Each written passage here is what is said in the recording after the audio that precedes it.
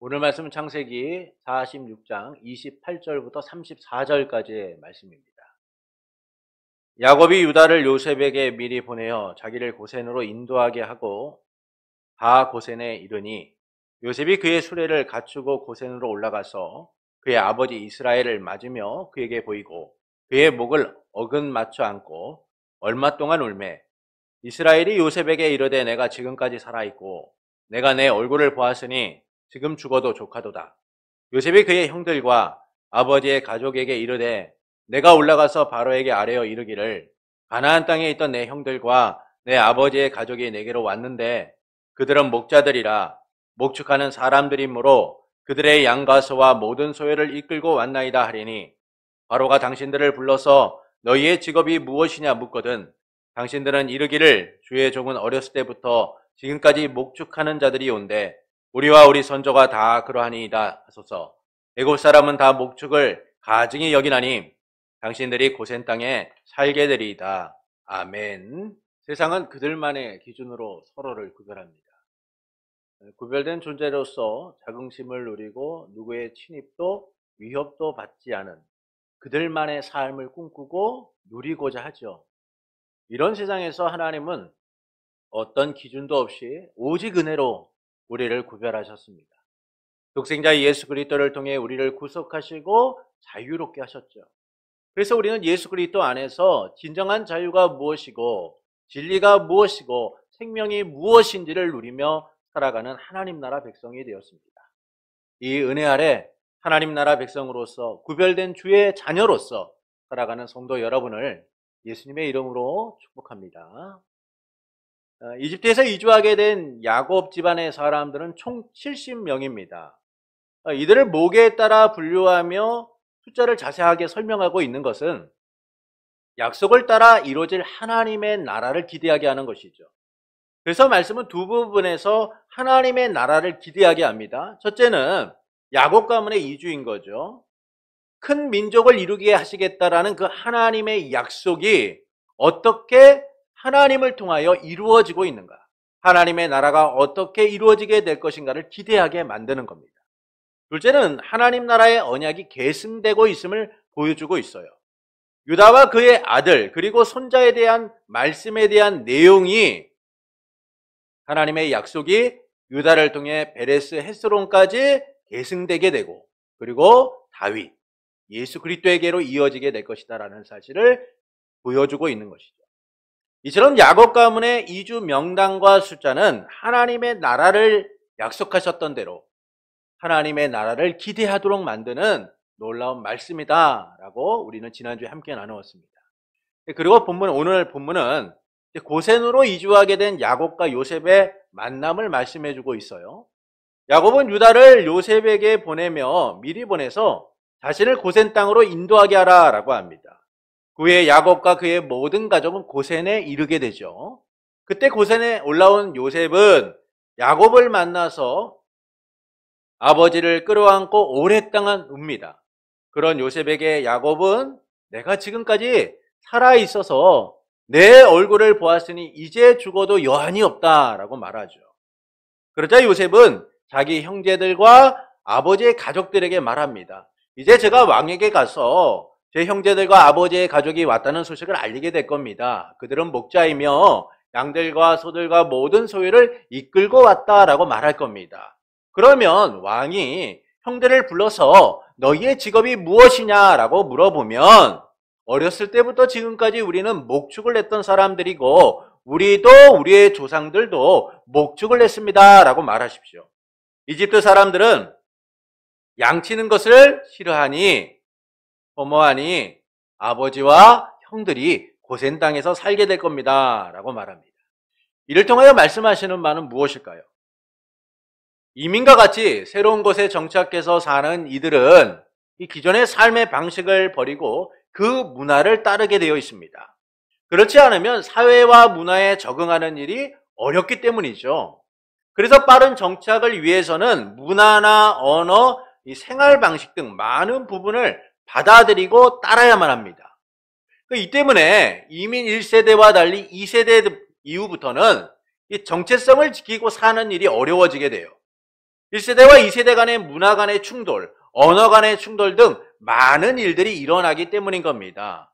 특히 2세대는 그 문화에 대해 매우 익숙한 사람들인 것이죠. 그래서 그들은 스펀지와 같이 문화 적응을 빠르게 해서 그 문화에 쉽게 적응하고 살아가게 돼요. 이들은 정체성을 지키는 일보다는 그 사회의 일원으로서 생활하는 일이 더 중요하기 때문인 겁니다. 그러나 정체성을 지키는 일은 고리타분하고 힘든 일이 아니에요. 오히려 위기의 사회에 새로운 사회를 극복하고 살아가는 힘을 제공하는 겁니다. 오히려 정체성을 지키지 않고 새로운 문화와 사회에 익숙하게 되면 더 큰 위기와 아픔을 겪게 되어 있는 거예요. 여호수아는 죽기 전에 세겜에서 이스라엘 백성에게 결단을 촉구하게 됩니다. 하나님만을 경외하고 온전히 진실하게 섬기라라고 결단을 촉구하게 되죠. 우상을 버리고 하나님만을 섬기라고 말합니다. 만일 하나님을 섬기는 것이 너희에게 좋지 않게 보이거든 너희 조상들의 이집트에서 섬겼던 신을 섬기든지 아니면 앞으로 너희가 살아갈 가나안 땅들의 신을 섬기든지 너희가 원하는 대로 오늘 택하라 라고 말합니다. 그러면서 여호수아는 나와 내 집은 오직 하나님만을 섬기겠다라고 말하죠. 이 말에 이스라엘 백성은 하나님이 구원하신 일을 고백하면서 우리 또한 하나님만을 섬기겠다라고 말하게 됩니다. 이처럼 이스라엘 백성은 가나안 땅에서 하나님만을 섬길 것을 고백하고 그 약속대로 살아가게 돼요. 그들은 하나님 나라 백성의 정체성을 지키며 살아가게 됩니다. 그런데 이 약속의 1세대가 끝나고 2세대가 등장하게 되면서 문제가 일어나기 시작합니다. 사사기 2장 8절부터 12절의 말씀을 보시겠습니다. 여호와의 종 눈의 아들 여호수아가 110세에 죽음에 무리가 그의 기업의 경내 에브라임 산지 가스산 북쪽 딥나 헤레스에 장사하였고 그 세대의 사람도 다 그 조상들에게로 돌아갔고 그 후에 일어난 다른 세대는 여호와를 알지 못하며 여호와께서 이스라엘을 위하여 행하신 일도 알지 못하였더라. 이스라엘 자손이 여호와의 목전에 악을 행하여 바알을 섬기며 애굽 땅에서 그들을 인도하여 내신 그들의 조상들의 하나님 여호와를 버리고 다른 신들 곧 그들의 주위에 있는 백성들의 신들을 따라 그들에게 절하여 여호와를 진노하게 하였으되 여호수아와 약속한 1세대가 끝나고 2세대가 등장하면서 그들은 하나님 나라 백성의 정체성을 잃어버리게 되었다라고 말씀해주고 있죠. 그래서 하나님을 섬기는 것을 거부하고 바알을 섬기는 등 우상 숭배가 만연하게 되었다라고 말씀해요. 이 원인에 대하여 하나님을 알지 못하는 새로운 세대가 등장했다라고 말씀해주고 있는 거예요. 이 2세대들은 어떻습니까? 그 문화에 쉽게 적응하고 그 문화를 따라가는 것을 당연하게 여기고 그 문화를 흠모하고 그 문화 속에서 살아가기를 원하는 자들이었다는 것이죠. 이 때문에 그들은 하나님 나라 백성의 정체성을 잃어버리고 그들이 하나님만을 섬겨야 되는 그 삶의 방식을 포기한 채 세상을 향해 나아가기 시작했다는 거예요. 이처럼 새로운 사회에서 정체성을 지키는 일들은 어려울 수밖에 없어요. 세대와 세대를 거쳐 신앙의 정체성, 때론 민족적, 문화적 정체성을 지키는 일들은 어려울 수밖에 없습니다. 이 점에서 이집트로 이주한 야곱 가문도 이 정체성을 지키는 문제에 직면할 수밖에 없죠. 앞으로 야곱 가문이 살아갈 이집트는 그들이 살아왔던 가나안과는 너무나 다른 환경과 문화 속에 있기 때문인 거예요. 이런 새로운 환경 속에서 야곱 가문은 고센 땅으로 이주하여 정착하게 됩니다. 이 과정에서 야곱은 요셉과 만나게 되죠. 요셉은 형들과 아버지의 가족에게 당부하기를 제가 왕에게 가서 형들과 아버지의 가족이 도착했다는 사실을 알리겠습니다. 그리고 그들이 목자로서 모든 소유를 이끌고 왔다라고 말씀드리겠습니다. 그러면 왕이 형들을 불러서 직업이 무엇이냐고 물으면 우리는 평생 동안 목축하는 일을 했고 우리도 우리의 조상도 그렇게 했다라고 말하십시오. 애굽 사람들은 목축하는 일을 싫어하기 때문에 당신들을 고센 땅에 살도록 만들 겁니다. 라고 해요. 이처럼 야곱 가문은 이집트 사람들의 사회와 문화에 들어가 생활하는 것이 아니라 그들과 분리된 상태에서 생활하게 됨을 알 수가 있습니다. 많은 이주자가 정체성을 지키는 일에 어려움을 겪는 것과 다르게 야곱 집안은 큰 저항과 충돌이 없이 예전의 생활 방식을 지키며 고센 땅에서 생활할 수 있게 되는 것이죠. 이를 통하여 말씀하시는 바는 무엇일까요? 하나님 나라 백성으로서의 정체성을 지키게 하신 거예요. 하나님 나라 백성으로서의 정체성을 지키게 하신 겁니다. 야곱 가문의 이주는 단순히 삶의 터전이 옮겨졌다라고 말씀하고 있는 것이 아닙니다. 하나님의 나라를 위하여 하나님의 약속 가운데 그들이 새로운 터전을 이루게 되었다고 말씀해주고 있는 것이죠. 이것은 아브라함의 약속이 성취되었다라는 사실을 보여주고 있는 거예요. 하나님께서는 아브라함에게 그들이 이집트 땅으로, 그의 후손이 이집트 땅으로 이주하여 살게 될 것이다라고 약속하셨습니다. 이 약속이 야곱 가문의 이주를 통하여 성취되게 된 거예요. 그래서 야곱과 요셉이 만나고 이 고센 땅에 정착하는 내용은 그들이 하나님 나라 백성의 정체성을 지킬 수 있도록 하셨다는 사실을 우리에게 알려주고 있는 겁니다. 하나님께서 아브라함에게 약속하신 대로 그들을 400년 동안 지키시기 위하여 구별하셨다는 거예요. 지키기 위하여 구별하셨다는 겁니다. 이는 매우 놀라운 일이죠. 앞서 말씀을 드렸듯이 새로운 사회와 문화 속에서 정체성을 지키는 일은 매우 힘들 수밖에 없습니다. 그 사회와 문화에 빠르게 적응하지 않으면 삶에 여러 충돌이 일어나기 때문이죠. 그래서 몇 세대만 지나면 처음 이주한 이들의 정체성과 달리 혼합된 정체성이 형성되거나 아예 정체성을 잃어버리고 살아가는 이들을 볼 때가 많아요. 그런데 하나님께서는 이 야곱 집안을 고센 땅에 정착하게 하셔서 그들이 외부의 영향으로부터 영향받지 않고 하나님의 백성으로서의 정체성을 지키며 살아갈 수 있도록 보호하시고 구별하셨음을 말씀해주고 있는 거예요. 종교적, 민족적 정체성을 잃어버리지 않고 지킬 수 있도록 하신 겁니다. 무려 430년 동안. 여러분, 430년 동안 한 민족이, 한 집안이 민족적, 종교적 정체성을 지키고 살아가는 일이 가능하냐? 불가능해요. 있을 수가 없는 일입니다. 새로운 문화와 사회 속에 살아가기 위해서는 그들의 언어와 방식과 문화를 따르지 않으면 살아갈 수 없기 때문이죠. 그러다 보면 국가 간도, 민족성도, 때론 종교성도 옅어지고 달라지게 되어 있어요. 그런데 하나님께서는 그들이 민족적, 종교적 정체성을 잃어버리지 않고 구별되어 살아가도록 하신 거예요. 하나님 나라 백성으로 살아가게 하신 겁니다. 이집트라는 새로운 환경과 상황에 영향을 받지 않고 하나님의 약속을 따라가도록 하신 거예요. 이런 하나님께서 약속대로 이주하게 하시고 구별하셨기 때문인 겁니다. 아브라함에게 약속하신 바대로 하나님의 나라를 이루기 위하여 약속대로 그들을 선하게 인도하신 결과인 거죠. 이를 위해 하나님께서는 두 사람을 사용하십니다. 첫째는 유다입니다. 유다는 야곱 집안 사람으로, 야곱 집안 사람을 고센으로 인도한 인물이에요. 본문 28절을 보시겠습니다. 야곱이 유다를 요셉에게 미리 보내어 자기를 고센으로 인도하게 하고 다 고센 땅에 이르니, 야곱은 유다를 요셉에게 미리 보내서 자기들을 고센 땅으로 인도하도록 하게 합니다.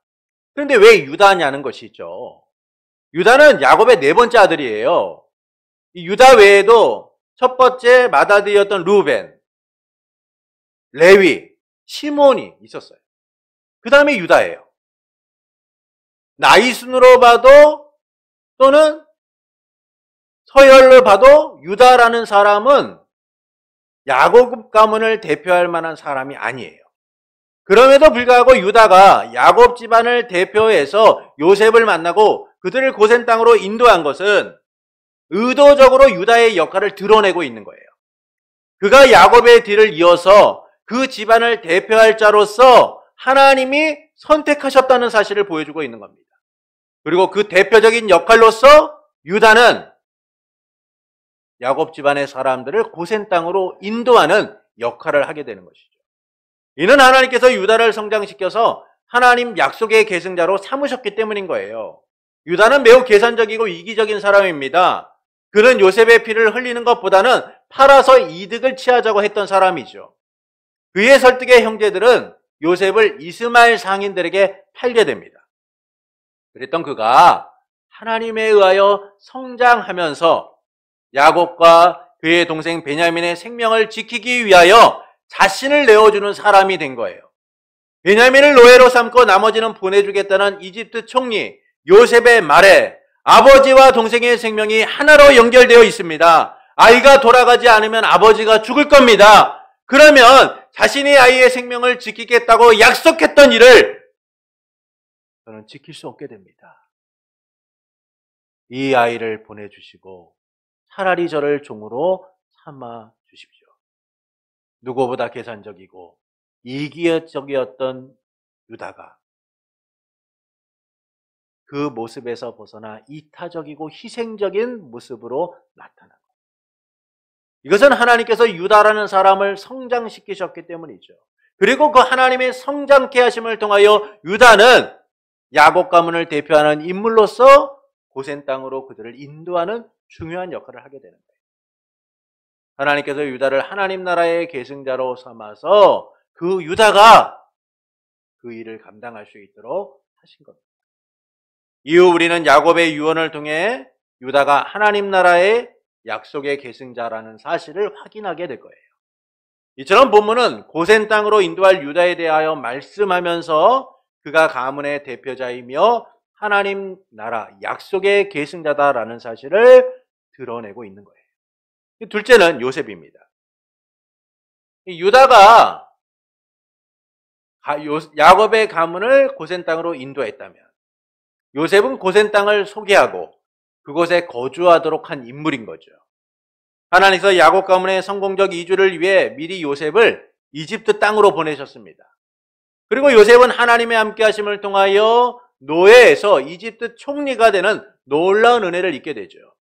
이는 하나님께서 하나님의 나라를 이루기 위해 요셉을 생명의 보존자로 삼아 야곱 가문의 사람의 생명을 지키도록 하셨기 때문인 거예요. 이와 같은 하나님의 뜻 안에서 이집트 총리가 된 요셉은 동생 베냐민과 아버지 야곱의 생명을 지키고자 하는 유다를 보며 자신의 정체를 밝히게 됩니다. 그리고 요셉은 하나님께서 이 모든 일을 하셨다고 고백하면서 이집트로 이주할 것을 권하게 되죠. 창세기 45장 8절부터 10절의 말씀을 함께 읽겠습니다. 그런즉 나를 이리로 보낸 이는 당신들이 아니요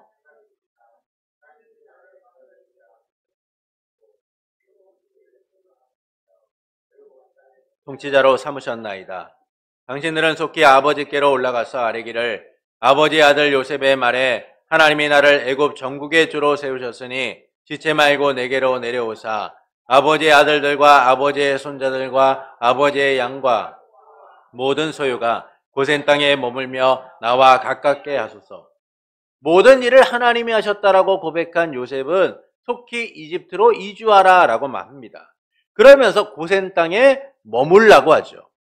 이는 하나님께서 요셉을 통해 야곱 집안의 생명을 보존하고 정체성을 지킬 최적의 장소를 준비하셨다는 사실을 보여주고 있는 거예요.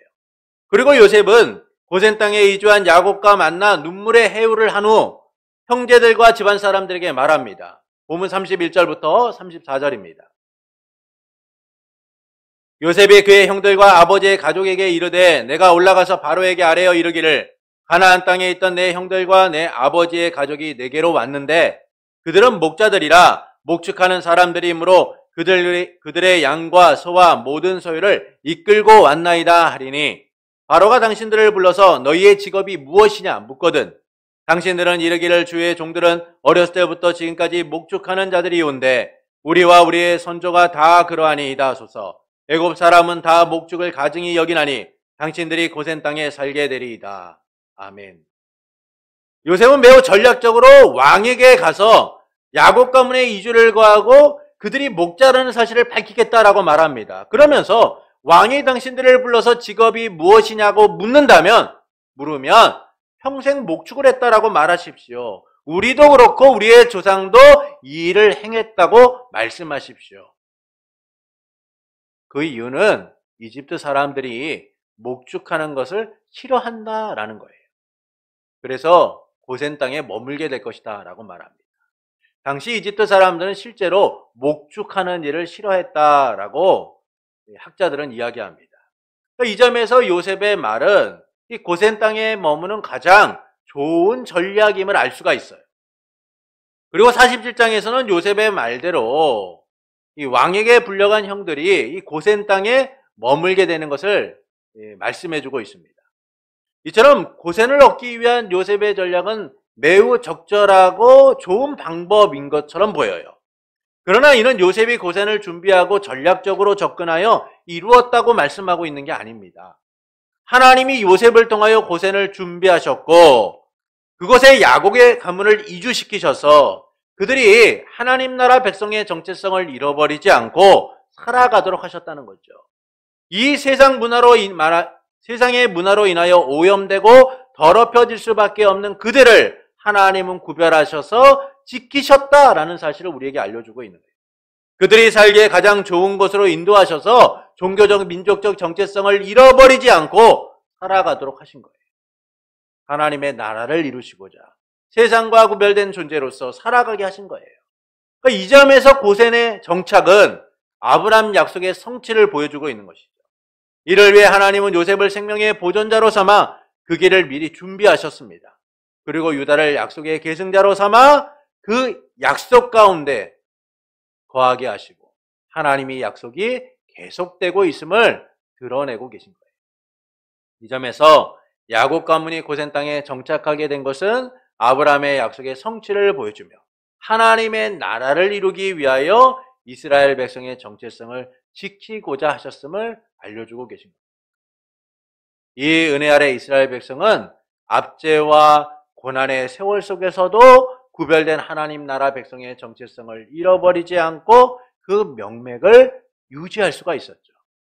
하나님의 나라를 이루고자 하신 약속이 그들의 삶에 계속되고 있음을 그들은 붙들고 살아갈 수 있게 된 거예요. 그리고 하나님께서는 야곱 가문을 구별하여 하나님의 나라를 이루신 것처럼 세상과 우리를 구별하여 하나님 나라 백성의 삶을 살게 하셨습니다. 아브라함과 야곱 그리고 유다를 통해 약속하셨던 하나님의 나라가 예수 그리스도를 통하여 우리 안에 이루어지도록 하신 거죠. 이를 위해 예수님께서는 하나님 나라 왕으로 이 땅에 오셔서 양을 위해 생명을 버리는 목자로서 우리를 위해 자신을 내어주셨어요. 영광과 존귀와 찬송을 받으실 성자 하나님께서 죽어 마땅한 죄인된 우리를 살려 하나님 나라 백성으로 삼고자 십자가에서 물과 피를 다 쏟으시고 보혈의 공로로 우리를 청결케 하셨어요. 세상과 구별된 하나님 나라 백성으로서 하나님 나라 자녀로서 거듭난 삶, 새로운 삶을 살아가도록 만드신 거예요. 세상과 구별된 하나님의 영적 성전으로서 하나님의 임재를 누리고 내주 역사하심을 누리며 살아가도록 만드셨어요.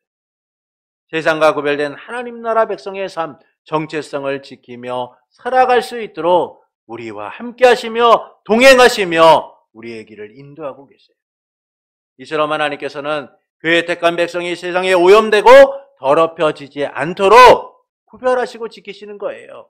하나님 나라의 약속을 따라 살아갈 수 있도록 언제나 좋은 길로 우리를 인도하고 계세요.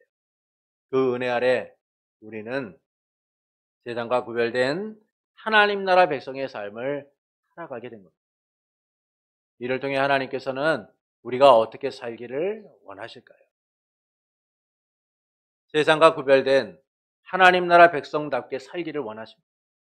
세상과 구별된 하나님 나라 백성답게 살기를 원하세요. 하나님께서는 예수 그리스도를 통해 우리를 구원하셔서 구별된 하나님 나라 백성이 되게 하셨습니다. 그래서 우리는 세상과 다른 구별된 하나님 나라 백성의 삶을 살아야 해요. 하나님의 통치를 누리며 하나님의 나라와 그 의를 위하여 살아갈 수 있어야 하는 겁니다. 세상처럼 먹고 살기 위해 살아가는 것이 아니라 부르신 목적을 따라 하나님 나라 백성으로서 하나님께 영광을 돌리는 삶을 살고자 힘써야 하는 거예요. 그러나 우리는 구별된 하나님 나라 백성으로 살기보다는 세상 속에서 세상의 것으로 살아가려고 할 때가 많습니다. 그것은 세상의 염려와 근심으로 살아가기 때문이죠. 세상의 것이 아니면 살아갈 수 없다라고 생각하기 때문인 거예요. 그래서 구별되지 못하고 세상에서 벗어나지 못한 채 여전히 세상의 것을 걱정하고 염려하며 붙들고 살아가는 것이죠. 세상에 종속되고 굴복한 채 살아가게 되는 거예요. 사실 고민 없는 삶이 어디 있겠습니까? 우리가 이 땅을 사는 동안 고민과 염려는 구멍난 독에 물을 붓는 것처럼 계속될 수밖에 없어요. 채워지지 않은 채 끊임없이 우리의 삶 가운데 근심과 염려로서 찾아올 수밖에 없어요. 해결된 듯 보이지만 또 다른 고민과 염려가 우리를 엄습하고 우리의 삶을 이 땅 가운데 붙들며 힘들게 할 때가 많습니다. 개인적, 사회적, 국가적 위기가 우리의 삶을 흔들며 걱정과 근심을 하게 하죠. 이처럼 아이나 어른이나 할 것 없이 모든 사람은요, 삶에 짊어진 무게로 인하여 근심하고 걱정하고 살아가게 되는 거예요. 그런 우리가 세상의 염려와 걱정을 떨쳐내고 세상과 구별된 것처럼 사는 일은 힘들 수밖에 없어요. 이를 위해서 우리 안에 끊임없는 결단들이 필요한 거예요. 인내와 용기가 필요한 겁니다. 그런데도 주님은 우리가 구별된 하나님 나라 백성으로 살기를 원하세요. 사실 이 세상 속에서 구별된 존재로서 살아가는 일들이 얼마나 힘듭니까? 정체성을 지키고 살아가는 일들이 얼마나 많이 힘듭니까? 그런데도 주님은 우리에게 구별된 하나님 나라 백성으로서 살아가기를 원하시는 거예요. 어찌 보면 너무나 힘든 일이죠. 너무나 부담되는 일이에요. 그렇다고 우리가 세상의 삶에 맹목적으로 따라가다 보면요, 세상과 타협하다 보면요, 세상의 것을 통하여 우리의 삶을 누리고자 하다 보면 결국 우리의 삶은 무너질 수밖에 없어요. 망가질 수밖에 없습니다. 그것은 우리의 삶을 지켜주지 못하니까. 정체성이 무너지고 세상에 정복당하는 것이 아니라 세상을 정복한 채 살아갈 수 있는 삶을 살아야 돼요. 그래서 우리는 살아가는 동안 세상과 구별된 하나님 나라 백성으로서 살고자 힘써야 하는 겁니다. 그때 우리는 정체성을 잃어버리지 않고 하나님 나라 백성으로서 살아가게 되는 거예요. 이것이 중요한 것은 이 삶이 우리의 전부이기 때문이에요. 우리의 명예이기 때문입니다. 우리의 의무이고 책임이기 때문이에요. 우리를 위해 준비된 영원한 삶을 누리는 과정이기 때문입니다. 그래서 우리의 날들이 부끄럽지 않도록 포로된 삶이 되지 않도록 날마다 구별된 하나님 나라 백성임을 인식하고 결단하고 살아갈 수 있어야 되는 거예요. 세상의 유혹이라도 이겨내고 세상의 편리를 따라 살아가는 일이 더 편해 보여도요, 하나님의 주권적 통치를 인정하고 백성답게 살아가야 하는 겁니다. 하나님께서 광야 생활을 마치고 가나안 땅에 들어가는 이스라엘 백성들을 향하여 사람이 떡으로만 사는 것이 아니라 하나님의 입에서 나오는 말씀으로 살리라고 하셨어요. 우리가 생각하기에는요, 먹는 것이 더 중요하잖아요. 먹어야 살잖아요. 먹지 못하면 어려움을 겪고 위기를 만나고 삶이 무너질 수밖에 없어요. 마지막에는 죽을 수밖에 없어요. 그래서 우리에게는 떡이 더 중요해요. 우리에게는 먹는 것이 더 필요한 것처럼 보여요. 우리에게는 지금 무엇을 먹고 마시고 입을 것인가가 더 절실하고 더 필요한 것처럼 보여요. 그러나 이건 세상이 살아가는 방식이에요. 하나님의 구별된 성도는 단지 육신의 배고픔만을 해결하는 삶을 살아가는 존재가 아니에요. 하나님의 말씀으로서 영적 배고픔을 해결하고 영적 기근을 해결하고 하나님의 주권적 통치를 따라 살아가는 일들이, 구별된 주의 백성으로 살아가는 일들이 얼마나 중요한가를 느끼며 살아가는 자들. 그래서 하나님의 은혜로 살아가는 이들이 되어야 합니다. 그것이요, 우리의 정체성을 잃어버리지 않고 살아가게 하는 겁니다. 구별된 주의 백성으로서의 말씀을 따라 살아가는 삶을 살도록 하는 것이죠. 예수님께서도 목숨을 위하여 무엇을 먹을까, 무엇을 마실까, 몸을 위하여 무엇을 입을까 염려하지 말라고 하죠. 다 이방인들이 구하는 것이다, 세상이 구하는 것이다 라고 하시죠. 그래서 주님은 너희 하늘아버지께서 모든 것이 너희에게 있어야 할 줄을 아시느니라. 그런즉 너희는 먼저 그의 나라와 그의 의를 구하라. 그리하면 이 모든 것을 너희에게 더하시리라 라고 하셨습니다. 이처럼 성도는 세상의 염려와 걱정으로 살아가는 게 아니에요. 세상 가운데 적응하고 세상의 문화를 따라가고 세상의 것들로 삶을 채워가는 이들이 아닙니다. 하나님의 보호하심을 기대하며 하나님의 역사를 기대하며 그 나라와 의를 위하여 살아가는 이들이 되어야 해요. 이 점에서 우리의 삶은 세상의 목적과 다른 거예요. 세상의 가치와 다릅니다. 세상의 방향과 다릅니다. 그런데도 여전히 우리의 시선은 세상을 향할 때가 많아요. 세상과의 조화와 일치, 연합을 꿈꾸며 살아갑니다. 양손에 떡을 든 자처럼 하나님과 세상을 함께 섬기며 살아가고자 하시오. 어떤 타협도 없어요. 그냥 하나님과 세상을 함께 섬기며 살아가고자 하는 거예요. 그러나 구별된 하나님 나라 백성은 오직 하나님의 뜻을 따라 정체성을 지키며 살아갈 수 있습니다. 그래서 바울은 고린도후서 6장 14절부터 18절에서 다음과 같이 말씀합니다. 고린도후서 6장 14절부터 18절입니다. 우리 말씀을 함께 읽겠습니다. 너희는 믿지 않는 자와 멍에를 함께 매지 말라. 의와 불법이 어찌 함께하며 빛과 어둠이 어찌 사귀며 그리스도와 베리알이 어찌 조화되며 믿는 자와 믿지 않는 자가 어찌 상관하며 하나님의 성전과 우상이 어찌 일치되리요. 우리는 살아계신 하나님의 성전이라. 이와 같이 하나님께서 이르시되 내가 그들 가운데 거하며 두루 행하여 나는 그들의 하나님이 되고 그들은 나의 백성이 되리라. 그러므로 너희는 그들 중에서 나와서 따로 있고 부정한 것을 만지지 말라. 내가 너희를 영접하여 너희에게 아버지가 되고 너희는 내게 자녀가 되리라. 전능하신 주의 말씀이니라 하셨느니라. 우리는 살아계신 하나님의 성전입니다. 구별된 주님의 백성인 거예요. 이 놀라운 고백만으로도 우리는 어떻게 살아야 할지가 분명해진 거예요. 바울은 세상 중에서 따로 나와 있고 부정한 것을 만지지 말라라고 합니다. 하나님 나라 백성으로서 영적 성전으로서 구별된 삶을 살아가야 된다라고 말하죠. 세상과 구별되어야 한다라고 말해요. 함께 멍에를 매지 말라고 합니다. 함께 그 길을 가려고 하지 말라고 합니다. 함께 그것들을 섬기려 하지 말라고 말씀해요. 그러면 우리는 하나님 나라 백성의 정체성을 잃어버리고 은혜로부터 멀어지게 되어 있는 거예요. 그래서 우리의 가야 할 길은 명확하고 분명한 것이죠. 명확하고 분명해요. 하나님 나라 백성의 정체성을 지키며 살아가야 하는 겁니다. 그런데도 우리는 여전히 여러 사정과 이유를 들어 그 길을 외면한 채 다른 길도 있는 것처럼 하려고 할 때가 있어요. 그러나 우리는 그래서는 안 됩니다. 우리가 주 예수 그리스도 안에서 구속함을 받은 순간 우리는 구별된 주의 백성이 되었어요. 우리의 가야 할 길과 우리가 지어야 될 의무가 분명해졌습니다. 그래서 우리는 왕이신 하나님의 통치 아래 거하며 은혜를 누려야 돼요. 세상이 뭐라 하건 하나님의 뜻을 따라가야 하는 겁니다.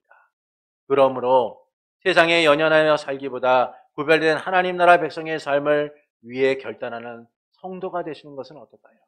먹고 살기 위해 세상처럼 살고자 힘쓰기보다는 말씀을 따라 하나님의 나라와 의를 위하여 살아가는 구별된 주의 자녀가 되는 것은 어떨까요? 사랑하는 성도 여러분, 야곱은 유다를 요셉에게 미리 보내 자기를 고센 땅에 인도하게 한 후 요셉과 만나게 됩니다. 요셉은 형들과 아버지의 가족에게 왕의 직업이 무엇이냐라고 물으면 평생 동안 목축을 했고 우리와 우리 조상들도 그랬다라고 말하십시오. 그러면 이집트 사람들은 목축을 싫어하기에 고센 땅에 당신들을 머물게 할 겁니다 라고 해요. 이는 하나님 나라 백성으로서의 정체성을 지키게 하신 거예요. 야곱 집안이 고센 땅에 머물게 된 것은 아브라함에게 하신 약속의 성취를 보여주면서 하나님이 그 백성의 정체성을 지키기 위하여 구별하셨다는 사실을 알려주고 있는 거예요.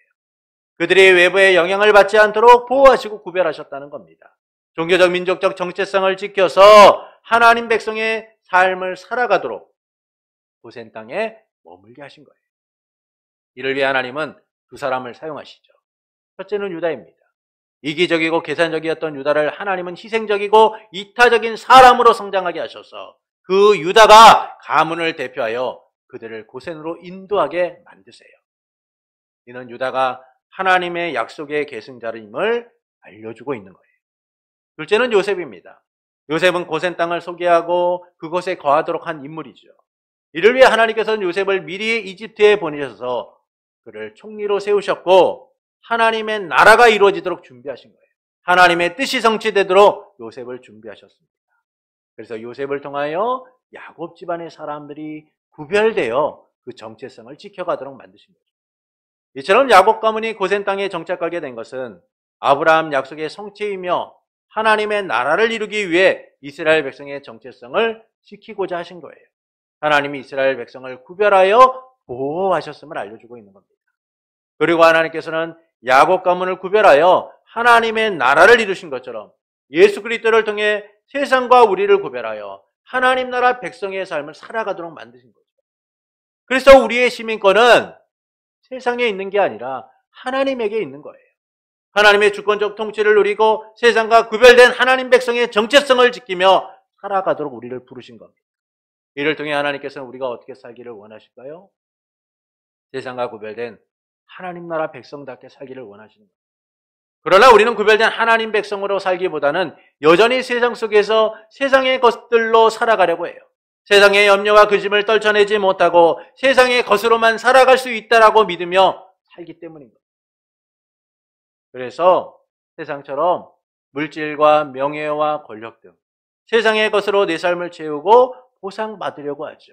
썩어지고 없어질 것들로 자기의 삶을 채우려고 살아가고 있어요. 그러나 그것은 잠시 육적인 삶을 풍요하게 하고 편하게는 할지 모르지만 결국 영적 삶을 파괴하고 영적 기근 가운데 놓이도록 만드는 안타까운 현실을 마주하게 되어 있는 겁니다. 영적 빈곤으로 삶의 갈급함을 누리며 살아갈 수밖에 없게 되는 것이죠. 그것은 우리가 떡으로 사는 것이 아니라 오직 하나님의 입에서 나오는 말씀으로 살아가는 존재이기 때문인 거예요. 그래서 우리는 하나님 나라 백성으로서 세상과 구별된 하나님 나라 백성의 정체성을 지키고 살아갈 수 있어야 됩니다. 세상을 이기고 하나님 나라 백성임을 드러낼 수 있어야 되는 거예요. 그러므로 세상에 연연하여 살기보다는 구별된 하나님 나라 백성의 삶을 위해 결단하는 성도가 되시는 것은 어떨까요? 먹고 살기 위해 세상처럼 살고자 힘쓰기보다 말씀을 따라 하나님 나라와 의를 위하여 구별된 주의 자녀가 되는 것은 어떨까요? 그때 우리는 영적 빈곤에서 벗어나 참된 부요와 풍요를 누리게 될 겁니다. 세상과 구별된 삶을 통하여 하나님의 주권적 통치 아래 더 자유롭고 더 기쁘고 감격스러운 삶을 살아가게 될 거예요. 하나님이 도와주시는 삶, 하나님이 채우시는 삶, 하나님이 인도하시는 삶, 하나님으로 인하여 살아가는 삶이 무엇인가를 누리며 살아가게 될 거예요. 그러므로 세상과 연합하여 하나 되기 힘쓰기보다는 구별된 주의 백성으로 살기를 원하는 성도 여러분에게 은혜로 백성을 삼아 구별하신 삼위일체 하나님으로 인해 모든 것을 다하시는 하나님의 풍성하신 은혜가 충만하시길 예수님의 이름으로 축원합니다.